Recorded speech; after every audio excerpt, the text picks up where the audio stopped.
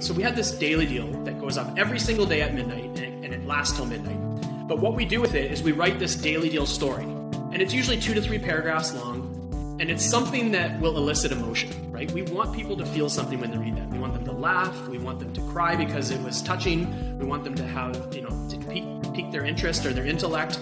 And we've gotten thousands of emails from people saying, whether I buy your daily deal or not every day, I get up every morning with my cup of coffee and it's the first thing I read. And so we've created this habit because we've added value through this marketing piece. And I think at the beginning, a lot of companies got that wrong. They didn't add value to people's lives. They simply marketed to them.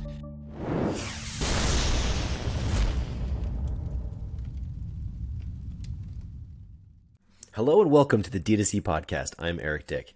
Today we're talking with David Mifsud, co-founder and board member from Missouri Star Quilt Co, one of the most interesting brands that we've ever spoken to. David is passionate about quilts, but more importantly, what they represent, which is people's innate desire to create and connect. Now, you may have heard of Missouri Star. They've received incredible press. They have been quite the story, scaling to tens of millions of dollars in sales since beginning as a fallback plan during the financial crisis of 2008. So on this podcast, you're going to hear all about why you should never call a quilt a blanket, the origin story of a quilting empire, the mechanics of Missouri Star's daily deal, which has been a huge lever for success for their growth, as well as the marketing benefits of owning a town and how building Quilt Town USA revitalized small town America and led to incredible PR. Hope you enjoy this one. On with the show. This podcast is sponsored by Klaviyo, the email and text marketing platform that puts D2C brands in control. If you're the leader of a D2C brand, you need a platform that hustles as hard as you do. Klaviyo unlocks the power of your e-commerce data so you can personalize and automate messages that keep customers coming back. D2C brands communicate with Klaviyo. Get started for free at klaviyo.com/DTC. Welcome to the D2C Podcast, David. Let's start really simply. What exactly is a quilt? Well, that's sort of an offensive question to ask a quilter. Now, I've only made one quilt, and it was a massive king-size quilt, so I will answer your question. But because you were asking before, what's the difference between a quilt and a blanket? And you can make a quilter mad by even insinuating that they're in the same universe. But basically, a quilt. What makes a quilt and a blanket difference is a quilt, you start with a quilt top. And that's really the artistic part of the quilt, where you take all kinds of shapes and patterns and you sew them together to make the quilt top. And there's a million combinations and permutations. And then what you do is once you're done your quilt top, you've got the stuff in the middle of the quilt, which is a batting. And there's different, piles of batting, different thicknesses, essentially. And then you've got your backing.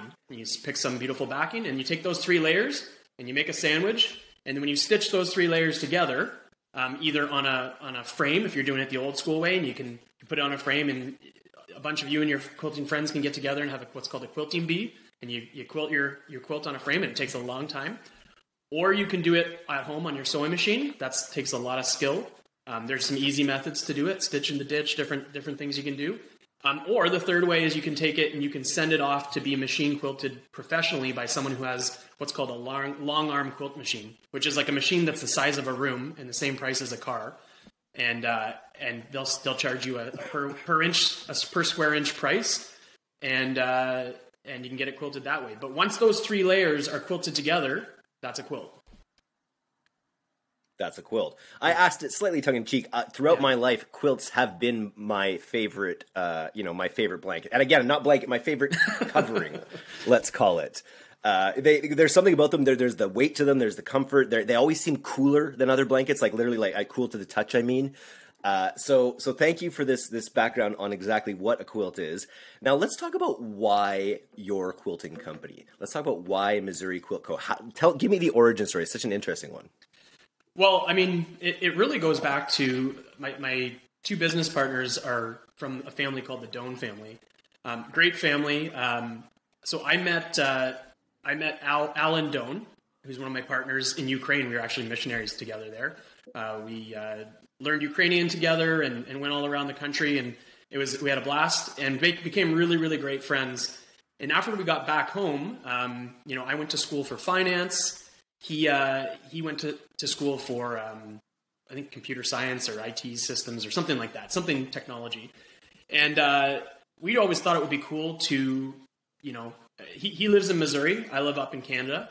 And we always thought it would be cool to do some kind of business venture together. So when I was first married, we just had one child. I've got 4 now at the time. He moved up and lived in my house. He's 6'7", and so it was like the movie Me, You, and Dupree. And he sings really loud in the shower. And so anyways, we actually started 3 businesses together, one of which was the online portion of Missouri Star. Now, Missouri Star kind of has it started before that. What happened was, this was 2008, and as you know, that was the great financial crisis. And so the Dome family... The last one. Exactly. And so the Dome family, they had moved out from California because their youngest son had a tumor, and they actually had really, really huge financial strain put on them because of medical bills. And they just decided they need to get into a less expensive market. So they just literally closed their eyes, put their finger on a map, and that's it. They're going to go to Missouri, rural Missouri. And that's how they landed there. And Jenny, when she was in California, she was really into theater. In fact, she was a costume designer. She was a great sewist at making costumes for theater. But where they moved to in Missouri, there really wasn't a big theater scene. And so she got into quilting and actually became really good at it. And noticed that she could make quilts that people thought took her a lot of time, the quick and easy way. And so she just kind of had a knack for it. And at this time, Ron, who's a great man, the father of the family, was supporting 7 children. He was working as a machinist at the Kansas City Star newspaper. The newsprint industry, obviously, the physical newsprint industry was kind of starting to sink just because people were going digital. And on top of that, it was 2008. And so they laid off a whole bunch of people in his department. I think he was one of the only people that didn't get laid off, but now he had no seniority. And so he went back to night shifts, and, he's, I think, getting close to 60 at this point. And so the writing was on the wall, there'd be more layoffs. And so two of the Doan children, Al and Sarah, they decided that they would hopefully figure out some business they could start for their parents so that, they could have a retirement, because otherwise, they could be in big trouble. And so what they did is, like I said, Jenny had gotten into quilting. And as I said earlier in the interview, when you quilt, you can send your machine into a professional to get it quilted. And this is what she did. She made a quilt. She's like, I don't have time to quilt it myself. I'm going to send it to somebody. And this person that was local to her said, yeah, I can do it, but you're on a wait list. It's going to be about a year till I get to it. And they couldn't believe that there was that much demand for quilting, that there would be a year wait list. And they said, well, Mom, why don't you buy one of these machines? We'll get a loan. We'll buy you one of these machines, and you can quilt for people, because there's obviously enough demand for it. And this could kind of be your business in case Dad loses his job. So that's how it started. And the 3 of us were never really going to get involved with the business. This was just something that Jenny would run, their mom. And so they bought this quilt machine for, I think, around $40,000, and they bought around 10,000 square foot building to put it in. Believe it or not, the building they put it in was only $20,000. So it cost half the price of the machine. That's the real estate in rural Missouri for you. And so they had this building with mostly just empty square footage and this quilt machine in it. And they said, well, if we're going to be quilting people's quilts, maybe we can buy a few products to sell as well. And so they bought a few things. And so they had a little brick and mortar shop, but really it was just centered around quilting people's quilts. And so when Al moved up to Canada and lived with me and my wife and our daughter for 6 months, one of the businesses, I'm in the GTA. So I'm in Burlington now. At the time I was in Hamilton. Nice. And so we started 3 businesses. One of them was the online portion of Missouri Star. Because we knew that, brick and mortar in a town of 2,000 people in the middle of Missouri is not probably going to do really well unless you have some ability to sell online. And so that was not a boom town. No. In fact, one of the big, I think, success stories of our business is we've helped turn around this little town that has these beautiful old buildings that were built at the turn of the century that were starting to really fall into severe disrepair. The brickwork and the tuck pointing and all of that was just really needed work. And so we actually have, since we started this, have bought up almost all of Main Street. We have 13 stores, quilt shops. We have a hotel that you can stay at. We have 3 restaurants. We have a theater that we bought for big giant trunk shows and seminars and classes. We've got a quilt This has museum. been called the Disneyland of quilting. They call it the Disneyland of quilting. We call it Quilt Town, USA. And people come from all over the world to see it. Like literally, I've been there during the summer, and all of a sudden, a bus tour, like literally one of those coach buses pull out, and like 40 ladies get out from all over the world, South Africa, Australia, England, and they just descend on the town like locusts. And it's great for us because, you know, that quilters like to buy a lot of fabric. Some people say quilters are almost borderline hoarders. They have rooms in their house just dedicated to fabric, and we're okay with that. I believe it. But you mentioned something earlier on too, when you were talking about Jenny realizing that she had this. It's almost like quilt arbitrage, when she's like, people think this takes me a really long time, but it actually doesn't take me that long. And that right there is almost like anytime you can find those instances, it's like then okay, there's a real market there potentially. So is that sort of the way you guys have taken it with the idea of like being able to sell presets of things ready to go into quilts? Yeah, so there's always been kits. Kits are like where you essentially buy all the pieces to make a quilt, and they try to minimize the amount of cutting that you do, and you put them together. But we one of the things I think that was part of the recipe of our success is for quilting specifically. I would say the three barriers to people wanting to quilt is, number one, they think that it's way too time consuming. The second thing they think is it's way too the skill level it's just way beyond me. It's the amount of skill you need is beyond what I could do. And then the third thing is it's too expensive. And I think what we did is we broke down those three barriers for people. Jenny, we started using these so the way it works in the fabric world is, believe it or not, in quilting and sewing, when you go to like a fabric store and you buy fabrics on the bolt, fabric is actually a designer industry, meaning like a quilt designer will design a fabric line that has all kinds of prints that really jive together in terms of color value, in terms of the print style and different print scales. So a collection of fabric may have like 40 SKUs, and they all go together, right? And that fabric collection is only available for like anywhere up to like a year, but sometimes it's gone in 6 months. So if you don't buy that fabric now, you'll never get it. And that's why I think these quilters, they go into quilt stores. And even I'm the same. Like, I'm like, that's such beautiful fabric. I kind of need to have like a yard of this and a little bit of that, because if I ever want to make something with it, it's going to be gone in the future. So you got to get it now or never. So it's kind of fashion because it's original artwork. The design is done in the US mostly, and in Canada, and somewhat in Europe. And then all of the textile production is done overseas, mostly in South Korea. And so, again, like you're really buying artwork that is there's a limited printing of. And so what happens is, if you go to a quilt, most traditional quilt stores, they sell fabric by the yard on a bolt. And if you want to make a quilt, you got to buy a quarter yard of this and a quarter yard of that. And you take a bunch of bolts to the counter and you put them all against each other to make sure that they match in terms of color, like the colorways go together and the prints and everything. But what happened is one of these companies at the time, Moda, they came up with what are called pre-cut fabrics, where what they do is they give you, like, let's say a 5-inch or 10-inch square of one or two of every piece of the collection. So you get this they call them charm packs, the 5-inch squares, and they call them layer cakes, the 10-inch squares. They also have rolls, which are 2.5-inch strips times, I think, 42 inches. Those are called jelly rolls. They all have delicious names. And so you can buy these, and then there's all kinds of patterns that go with these pre-cuts that you can make these beautiful quilts with. And so we really jumped on the pre-cut train, and we worked with a lot of vendors over the years to get more and more of them onto pre-cuts. And we made a lot of our YouTube tutorials centered around what we call the Lego blocks of quilting, like pre-cut fabric. And it really takes a lot of the time, the skill level, and expense out of quilting, but you still end up with something that makes people think that, you know, you took forever to make, but you actually made it in an afternoon or two.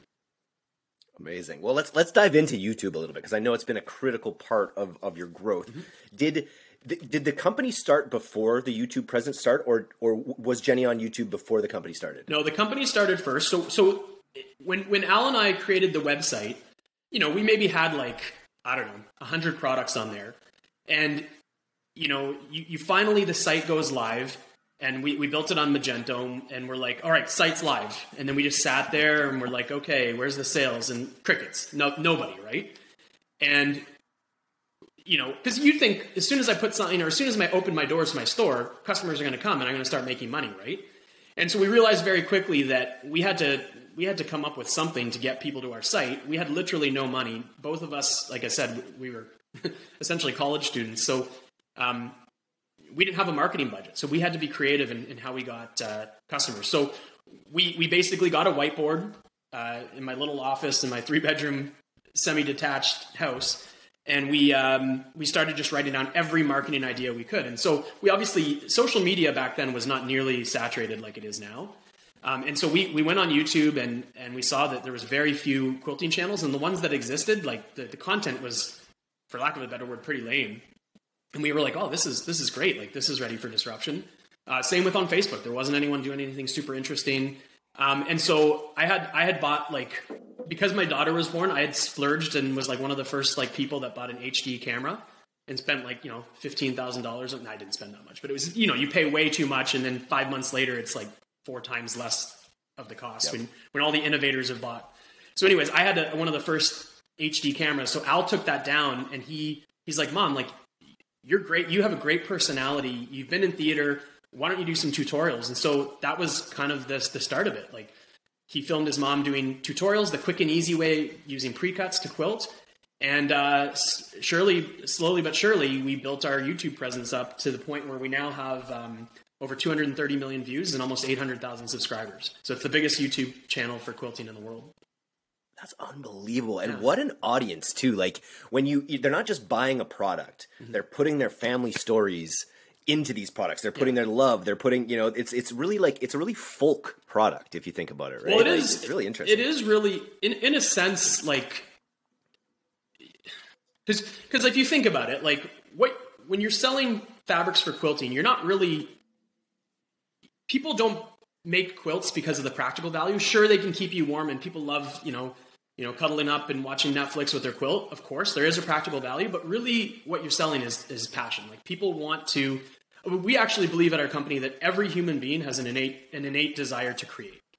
All of us, everyone who's born on this earth wants to create. Now, there's different forms of creation. Some people do it through watercolor painting or art, or some people do it through quilting. Some people do it through my kids do it through Minecraft. They go in a whole different world and they build buildings and change landscapes. Some people do it through horticulture and growing things and creating brand new plant life that didn't exist.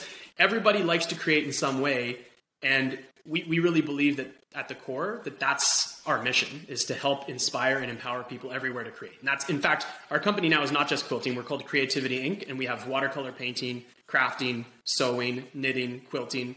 And again, our mission is just to help people create, because that's what we're meant to do. I love it.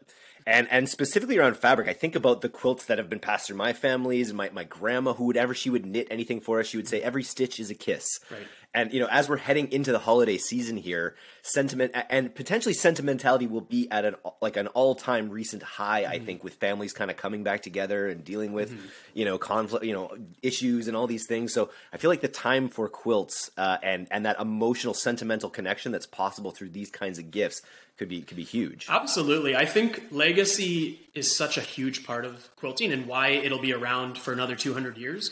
When you look at so many hobbies that kind of become obsolete, I don't think quilting will, because it's you'll never be able to warm yourself with something digital. I mean, that tactile quilt will never be replaced, because we still are flesh, right? As humans, we need that.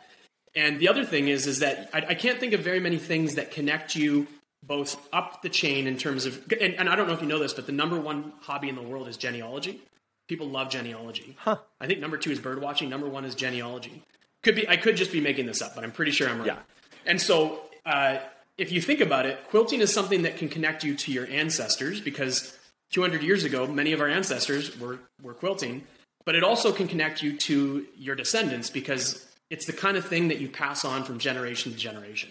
And so really what you're passing on is a little bit of you and your legacy to your grandkids and your great-grandkids and their kids. And they're going to remember, hey, my great-great-great-grandmother or father made this quilt, right?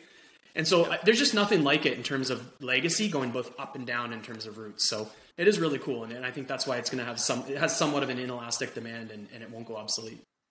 It's just an unbelievable case study in cornering the market on something. The fact that you literally have a town dedicated to your quilting operations. Like, let's talk a little bit about those earlier days. Once the YouTube channel started to take off and you start thinking about user acquisition maybe outside of that. Obviously, you're going to have a huge boost from that. What have your user acquisition efforts looked like outside of YouTube, and how has YouTube really benefited paid acquisition?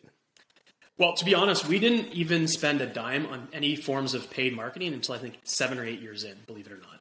And yet we'd grown massive audiences before that. So I think that was a real blessing to grow organically. And the result of that was an extremely loyal base. We have customers. In fact, I think all of us kind of started this thing thinking, oh, this is a good business opportunity. And here's some good tactics we can use to maybe gain customers. And then what happened is, I think about a year or two in, we started getting like hundreds, or Jenny started getting hundreds of Christmas cards from people saying, I watch your YouTube channel and I have a disability and it's a crippling disability. I don't want to get up every day, but you motivate me to get up and do something. And when I create, I feel energy and I feel life, and I haven't felt this in years. And thank you. And we realized like how meaningful what we do is in people's lives. And we were just floored by that. And we didn't realize that we just thought we were doing good marketing, but part of our secret sauce, I guess, is just that we're authentic. We're genuine. The voice and the voice that we speak with in our copy and in our tutorials and everything is a very accessible, approachable, down to earth voice. And in a world where like everybody's airbrushed, everybody's perfect, we're just normal people. And I think people like that, and we do a job for people in their lives. As we started to realize that, we really tried to tailor all of our marketing efforts around knowing that's part of what we did for people. One of the things I think that really helped launch us, actually, probably even more than YouTube in the very beginning, was what we call the Quilters Daily Deal. So what it was, and this is, again, going back to those 3 barriers that stop people from wanting to quilt, one of them is cost, like it's too expensive.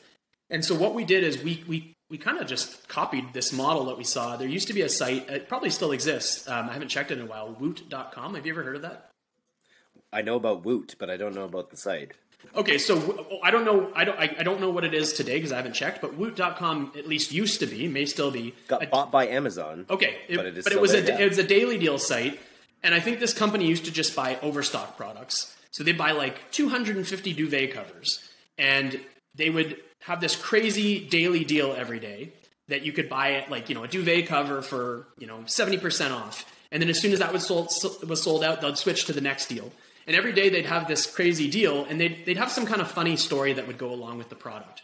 And we're like, what a great idea. And so we started the Quilters Daily Deal, where we took one product every day and we discounted it extremely. Anywhere from 30% off at the low end to 100% off at the high end. There's been times we just gave it for free.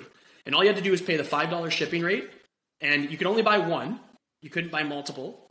And that was it. Like, that was the Quilters Daily Deal. And that really caught on like wildfire, and people told me, you got to check out the Quilters Daily Deal. And that really helped us obtain customers in the beginning. That was pretty critical, as well as YouTube and Facebook starting to take off and having this organic presence of people that we could market to, and then collecting emails and the other kind of direct consumer channels. Very cool. So this would be different fabric packs or different, I'm looking, like, how many SKUs do you have on your site currently? I don't know the number right now. Tens of thousands. Tens of thousands, yeah. I think at the high end we had over 30,000 SKUs, and I believe now we're at 15,000 approximately, just in Missouri Star Quilt Company. But with all of our SKUs of all of our companies, I'm sure it's a lot higher. That's impressive. And I wanted to just ask quickly about Magento. Most of the podcast guests that we have on generally are using Shopify. Mm-hmm. I'm wondering if one of the reasons you went with Magento because of all the SKUs you have? We're not with Magento anymore, but we actually are with Shopify Plus now. Nice. But we started with Magento for many years, and then we actually went to a proprietary site that we completely built ourselves. And we have a great engineering developer team that operates. But just recently, actually in the last 3 or 4 months, we went to Shopify. And I'm sure you've talked to many people. When you go through major migrations, whether it's from Magento to a proprietary site or proprietary site to Shopify, we also did a huge ERP implementation, which is, it's ERP, like you probably need like psychological therapy afterwards because ERP, it's so stressful, ERP transitions. So Sorry, what's ERP again? Enterprise Resource Planning System. So like Oracle or SAP, we're on NetSuite. So yeah, I mean, every time we go through one of these major transitions, we have always something goes wrong and our site becomes really slow or there's huge amounts of bugs. And I think one of the major advantages, going back to earlier, of growing our base organically is we have such a loyal base that every time this happens, even though they're not happy about it, they always forgive us. And they say, you know what, we know you're a family business, you're growing. These are the growing pains. We'll stick with you guys. Like, I know it's taking me 3 weeks to get my package, but we'll keep shopping from you. And that's been such a blessing of having this very loyal organic base that we built over many, many years. OrderGroove's subscription platform enables merchants to rapidly scale recurring revenue, deliver a superior subscriber experience, and maximize subscriber lifetime value. Leading merchants utilize OrderGroove's powerful tools, promotions, and AI-powered personalization to drive subscriber enrollment, optimize subscriber retention, and increase average order value. Visit ordergroove.com/DTC to request a complimentary audit of your existing or future subscription program. Love it. So let's dig in on the daily deal a little bit more. You said it instantly gained traction. How else do you use that in your marketing? Do you use that top of funnel as well for ads that you run now? Yep. Or is it by email? Like, talk about how you get maximum value out of your daily deal. Well, I mean, we send out an email every day to about 500,000 people, and obviously, and that's a growing list. That's email is our number one source of revenue. But we do now use it as a carrot for paid campaigns as well. So, nice. Yeah, I mean, we also, on our Facebook channels, most days we'll say, this is the daily deal today. You can head over and pick it up. So yeah, I mean, we try to really make sure that we get the word out in any way we can every day. And so it's still a big part of our strategy, of our business. But we're really trying to do other interesting things too. We don't want to become too reliant on promotional things like that. Like, we're really trying to do a lot in terms of product development and, especially with exclusive products and other things that are reasons for people to come, not just some crazy deal every day. You mentioned it earlier about the exclusivity factor with these packages of fabric, and I feel like there's got to be some, in the streetwear space, which is probably about as far as you could get from the quilting space. It has the same factor, right? People are doing these drop sales where things will drop and the hype will be so big that things will sell out super quick. I imagine you're having that organically already. Is there more you can do to kind of work on that model? Yeah, I mean, I feel like we've got a really good team in place that is just always trying to figure out any other angles that we can do to get in front of people. And I mean, there probably is a lot more we can do, right? There's, part of our culture is, one of our cultural tenets is innovation, right? We kind of ask ourselves the question, can we do this better, right? I think that's what causes companies like us to disrupt industries, because old guard gets really complacent and just is used to certain margins and certain levels of revenue, and they don't really innovate and reinvent themselves. And so I think that's one of the things that we've been really careful from even day one when we were the disruptor to say, can we do this better? Can we do this better? Can we do this better? We're never thinking that we're done, right? So yeah, I'm sure there's lots of ways we could do it better. I love it. Yeah. Well, so now that you have this incredible organic base, you've got the YouTube channel going, how are you using ads? What platforms are you finding the most success with at this point in time? And are you mainly using ads as retargeting methods for all of your organic traffic, or are you breaking a lot of top of funnel cold traffic as well with this? I'm not super involved with the paid advertising right at this moment. Yeah. I know that, I know it's for a fact, it's our second biggest source of customer growth. Organic search is our number one for acquiring new customers. Organic search is number one. And we've had to be really careful at not doing too much branded marketing, because we end up just cannibalizing our organic. So we do quite a bit with paid search. and we do quite a bit of Google Shopping as well. That's one of the more successful ones, I believe. I wish I could speak more to the specific numbers. But yeah, I don't have that ready right this second. No worries at all. One just broader sweeping question. You've been doing e-commerce since around when I started in this industry as well. I'm curious, if from your high level perspective, how has the e-commerce industry really changed since 2008? I would say when we began, what I noticed is that at that time there was a lot of companies that I think were trying to they were taking the old paradigm or the old way of advertising, which was, commercials and jingles and stuff. And they were simply saying, if we put this on social media, or, if we put this in an email, they're like, hey, this is a free way to directly reach our consumers. If we just, put our ad up there, then bam, we don't have to pay to get in front of them. And one of the things I think we noticed back then is there were some companies, like I specifically remember the Old Spice guy. I always liked Terry Crews, right? Old Spice. And I just remember thinking, man, these guys get it. Like they get how to make essentially a commercial that you put on YouTube, because what they did is they delivered something valuable to me and they made me laugh my head off today. And whether I shop for Old Spice or not, they added value to my day. And then 4 months later, I switched from Speed Stick to Old Spice. I don't even know why. And I'm like, oh, why am I wearing Old Spice? And it's probably because, I saw that brand so much. I'm like, oh, I'll give it a try. This smells good or whatever. And I still wear Old Spice today, right? And so I think that was, at the very beginning, I think one of the things that we did well is we essentially, when we were doing anything, whether it was copywriting, design, promotions, we asked ourselves the question, what's in it for the customer? What's in it for them? Because if we develop anything and we don't add value to someone's life, then we're not doing it right. Now, probably the best example of that is our daily deal, right? So we have this daily deal that goes up every single day at midnight, and it lasts till midnight. But what we do with it is we write this daily deal story, and it's usually 2 to 3 paragraphs long, and it's something that will elicit emotion, right? We want people to feel something when they read that. We want them to laugh. We want them to cry because it was touching. We want them to have, to pique their interest or their intellect. And we've gotten thousands of emails from people saying, whether I buy your daily deal or not every day, I get up every morning with my cup of coffee and it's the first thing I read. And so we've created this habit because we've added value through this marketing piece. And I think at the beginning, a lot of companies got that wrong. They didn't add value to people's lives. They simply marketed to them. And I think that over time, I think that a lot of people have kind of got it, and they're starting to, you look at the Dove campaigns or other companies that have figured out ways to market in a way that adds value, whether or not you are a patron of that company or not. And so that's one of the major tectonic shifts I've seen.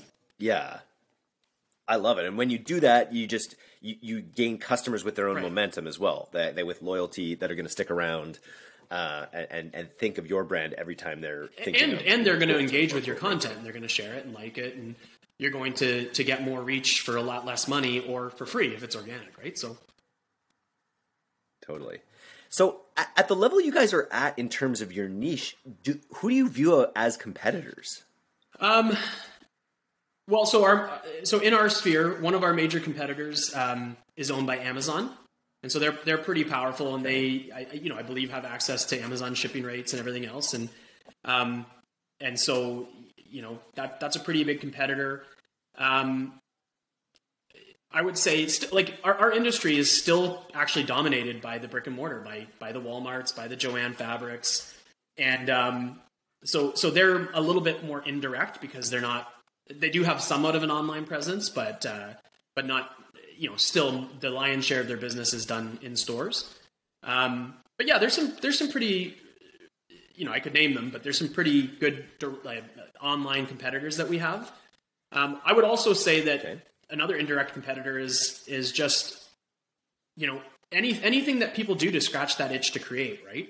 Now, again, we totally support anybody doing anything creative, whether it's quilting or not.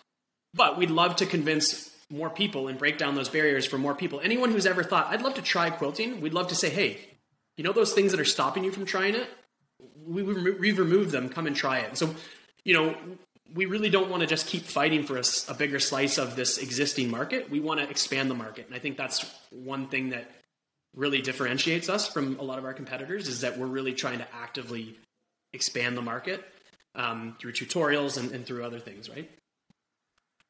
It's interesting too. You seem to understand that people don't want a 2-inch drill bit; they want a 2-inch hole, in a way, right? So you're going one level deeper than the quilt or the making of the quilt itself, all the way to what people are doing to create, and then expanding at that level of root things, which is why the rebrand or the additional company of Creativity Inc. Well, that's the name. Yeah, of it, right? that's the umbrella company that is just helping fulfill that mission. And any right now, I think we're going to stick to crafting. And so anything you would do within that crafting umbrella, so painting, cake decorating, quilting, floral arranging, knitting. There's so many different. I mean, that's just to name a few. Stained glass, wood carving, could all fit under that umbrella.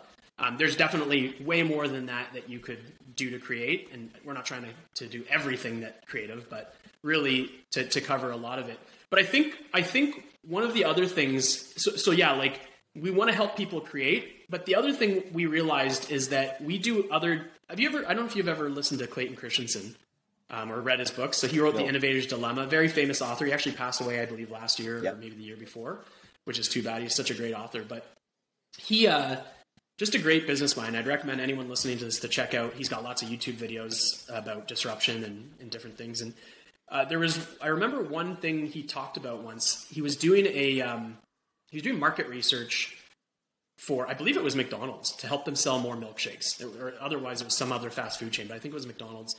And McDonald's was trying to sell more milkshakes, and they couldn't figure out how to do it. And they tried everything. They tried to make them sweeter, chocolatier, bigger, smaller, whatever. They tried all these tactics, and nothing was really moving the needle. And so Clayton Christensen and his group went in, and what they started to do is to interview people that bought milkshakes on their way out of the store. And they basically asked them, we want to find out, what job does a milkshake do for you in your life? And people are kind of puzzled at that question. What do you mean, what job does it do for us in our life? And they said, well, okay, if you don't get a milkshake, whatever it is that it does for you, what do you get instead? If you don't get a milkshake in the morning, when you buy this, what other things would you turn to? And they say, oh, you know what? Well, okay, sometimes, I get a banana or I get a donut. And what they discovered is that a lot of people buying milkshakes were actually morning commuters. And so when they got a banana, that was something they could take on their commute. The problem with the banana, though, is that, you have to do something with a peel after. You don't want to put it and forget in the side of your car. Or they got a donut, but then their hands were all sticky after, and it was bad for you.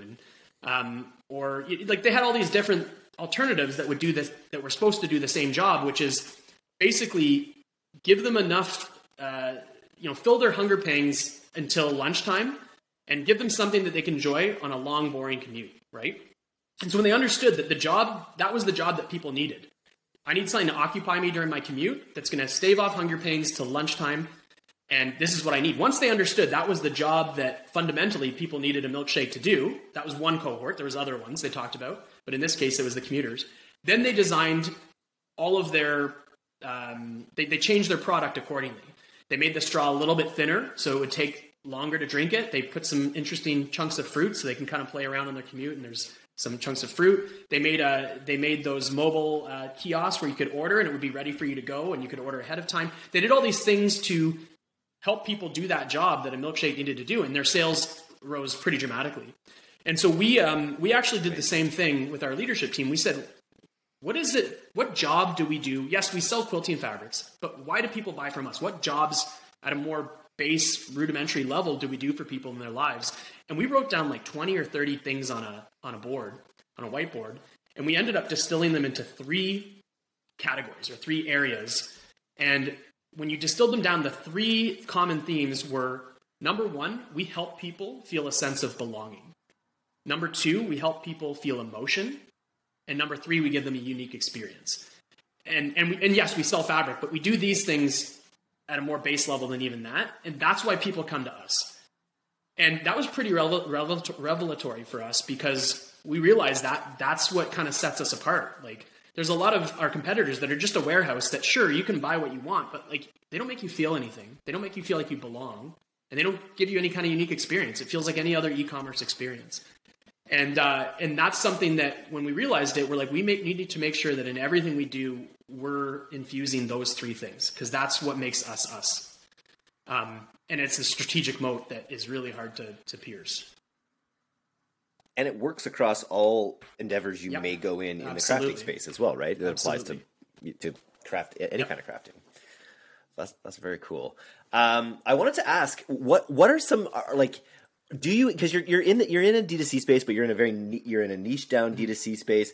Are you like, what are some other D2C brands that you're sort of like keeping your eye on out there that you're sort of impressed with how they go about their business? Any that you can think of? I'm trying to think of the ones that I would. What was the last one you bought from? I mean, I'm always impressed with like, I always thought like the Dollar Shave Club and like some of these products that like some of the ones that I really like, because they sort of remind, like some of them are kind of one-hit wonders, but they remind me of some of the really fun organic advertising. Like I think of like the Squatty Potty and like how funny that ad was, and just how that one video that they put so much, I guess, budget into creating just went so viral. And I'm sure they also put lots of money behind it as well. But I think of that kind of stuff. I like those. I don't know. I'm not on the top of my head. I can't think of. I mean, there's lots of companies. I love their models and I follow them. I'm intrigued by them. I don't know if I'd call them D2C companies. But there's. I'm fascinated with different business models. I love Indigo's business model. Again, not necessarily specifically because of D2C. I love Costco. I've been intrigued with the mobile app of McDonald's. I just think it's so good. It's bad for me, but it's so good. Like they're just really smart with how they do that. And it's going to put a lot of cashiers out of work. That's for sure. Absolutely.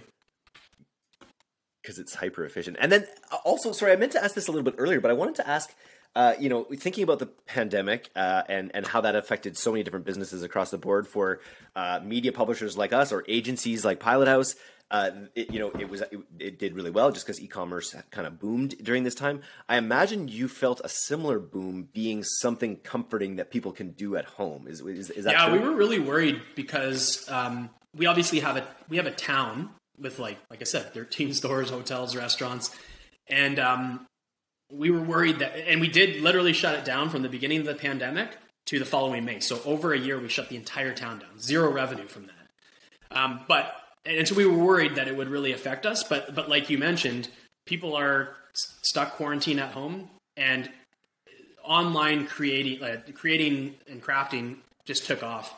And so the influx of people ordering for that more than made up the lost revenue from the brick and mortar. So it was huge. And I think,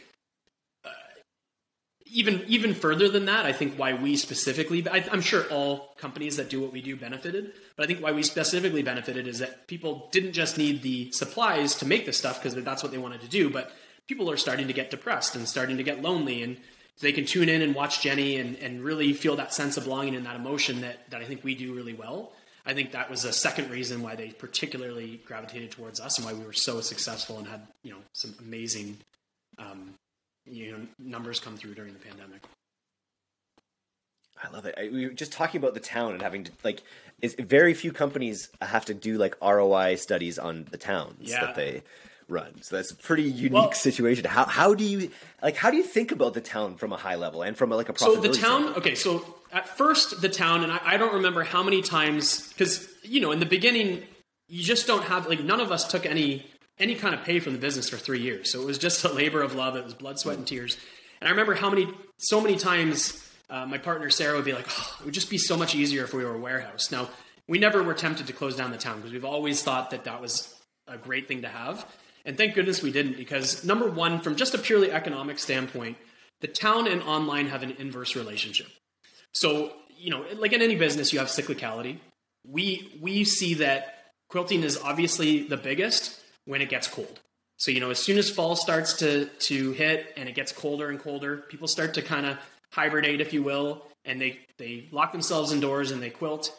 And as soon as spring comes, we always see a predictable drop in demand just because everyone's like, oh, the sun, I'm going to go outside and do gardening and, spring cleaning and everything. And so I don't, they quilt during the colder months. And so we can kind of see this. Now, obviously the town is going to have the most traffic during the hot times, right?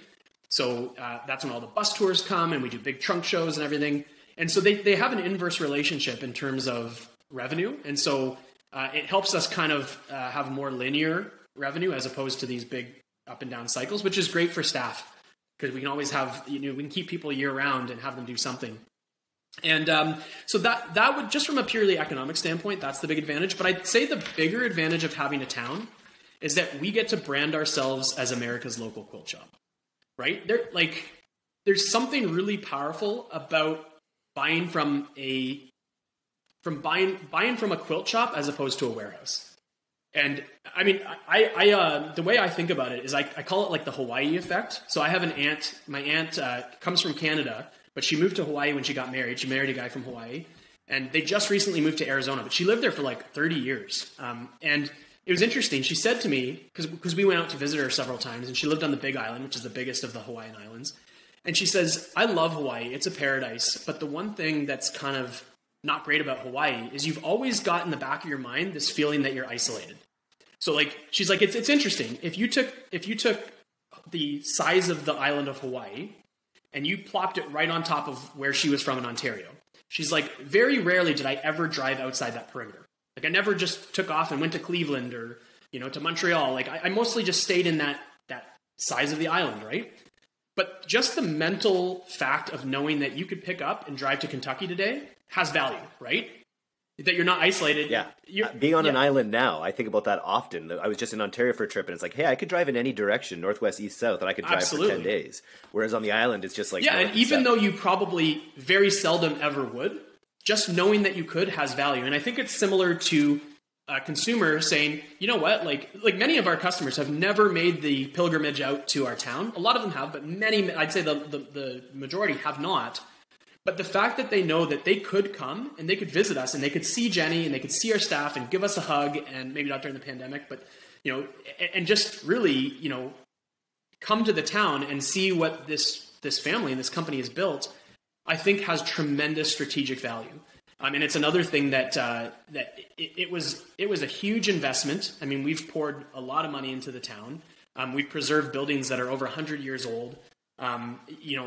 Many of these buildings we bought for, the real estate is very inexpensive, and we put a lot of money and then we get it appraised and it's worth half of what we put into it because of where it's located, right? If you did that in Toronto or New York or Vancouver, instantly you double your money, right? But in this market, you can't, right? So it really is, we really are investing for our customers. It's not a real estate play, right? And so, this town has become a huge advantage to us existing because we're America's local quilt shop. You can and come and see us if you want, even if you never do. But could it be a real estate play over time? And the only reason I ask is just because I think about the trend of small town America, small town Canada sort of being decimated and increasingly so, I think, in the coming years. So to kind of reverse that trend and actually build up a town where you have people who have renewed vigor or, the meanings to their lives or whatever, living in Quilt Town, USA is a pretty positive trend overall. And I wonder, if you're getting, tens of thousands of people through here every summer, will it raise up the value of the town eventually? It absolutely will, right? And that's, I think, one of the big, from a PR perspective, that bucking that trend of urbanization has been huge PR angle. I mean, we've been on the front page of the Wall Street Journal. We've been on the Today Show. We've been on the NBC Nightly News with Brian Williams. We've literally been on some big, giant, outfits to talk about what we do. And part of what they're really interested in is this exception to the rule of small towns bleeding jobs. Like, Walmart opens up 10 minutes down the road and the hardware store closes down and this store closes down and the local grocery store closes down. When the mill closes down, right? And I was thinking about that also. I'm like, I bet a quilt town produces a nicer civic environment than a mill town. And I don't know, I don't want to be judgmental, but you just have to think when you've got these young, vital entrepreneurs like you guys are building this thing, it's going to have positive impacts. And just having, our customers are some of the nicest people you'll ever meet. Like, really like, and quilters, one of the things I think is really cool about quilters is and this is something we've noticed in talking to quilters and in researching about them, is that when you first start quilting, the first thing you do is you make a quilt for yourself. And you're like, oh, I love it. This is my quilt. And then you make ones for all of your family. So you make one for every one of your kids, every one of your grandkids, and for your brother and sister and all of your family. And then everyone has one or two quilts. Then you're like, geez, I don't have anyone else to make quilts for. So then what they start to do is they make quilts and they donate them to charity and to hospitals and stuff. And so it actually, the hobby ends up taking you from the inside out, right? And really thinking about other people. And so I just think by nature, quilters are some of the kindest people you ever meet. And so to have so many people from all around the world coming to this town, like it's actually sometimes unreal to be in Hamilton, Missouri, and to just think there's someone here from, England. There's someone here from we have people that come to our town and they say, I had two things on my bucket list in the US, Graceland and Missouri Star Quilt Company. And we're like, okay, we're up there with Graceland. Like, that's just weird, but cool at the same time. Yeah. And it's just unbelievable. I'm blown away to think that people come from all around the globe to come to this place that literally no one would probably come to otherwise. So it's pretty cool. It's pretty cool. The Graceland of quilts, the Disneyland of quilts, Quilt Town, USA. What an amazing story. And thank you so much for coming on the podcast today, David. This was I appreciate the opportunity to do it. Hopefully was able to tell the story the way that that made it interesting for your viewers. And there's some marketing nuggets in there. Thanks so much for coming on today. This was awesome. Thanks, Eric. Really appreciate the opportunity.